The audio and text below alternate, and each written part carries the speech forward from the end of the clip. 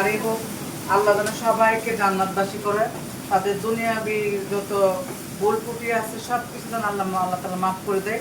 আল্লাহ যেন ওনাদেরকে জান্নাতবাসী করে। আমরা যেন সবাই এই দোয়াটাই করি, কারণ মৃত মানুষের যখন মানুষ দুনিয়া থেকে চলে যায় তখন আর কিছু থাকে না তাদের জন্য করা, দোয়া করা ছাড়া।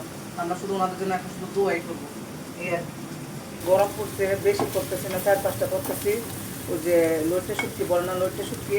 এখন আমি ইলিশ মাছ আর গরুর গোস্তগুলো আমি একটু ধুয়ে প্রসেস করে নিই, আর এই দুইটা বসায় দেবো। দুইটা হওয়ার পরে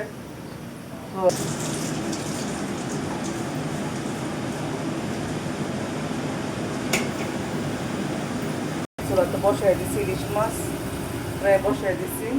এখন আমি ওই যে ওইটাকে রান্না করবো, ওই আপনারা কি বলেন জানি না। তো আমি আরেকটা চুলার মাঝে আমার ওই তরকারি, আত্মীয় স্বজনের মধ্যে কেউ মারা গেলে খুব অশান্তি লাগে, কাজ কামে মন বসে না।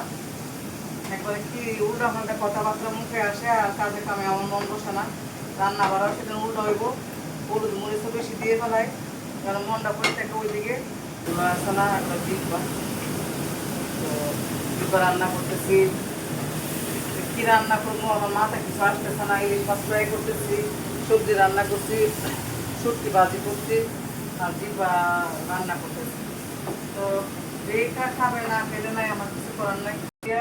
আলুর ঝোল রান্না করছি, এটা আলু আর এই যে ইলিশ মাছের ঝোল রান্না করছি একটা, এটা যেটা খাবে সমস্যা নাই। আর একটা রান্না করছি এই যে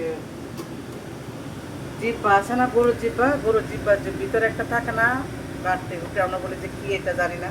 এটা আমি রান্না করবো, এখন জল দিছি এই জন্য এরকম, যখন জল শুকিয়ে যাবে তখন কালারটা খুব সুন্দর হবে। তো এখন সিদ্ধ হোক, ওটা রান্না করতেছি। আর মাছ ফ্রাই কিছু রাখছি এখানে, কিছু দিয়ে আলু রান্না করতেছি। ইলিশ মাছটা আকার একটু ছোটো, তার পিসগুলো একটু ছোটো ছোটো হয়েছে। তো ইলিশ মাছটা রান্না করলাম, আর এই মিশালি সবজি রান্না করছি। ঝোলটা শুকাতে পারতেছি না, পরে শুকাবো।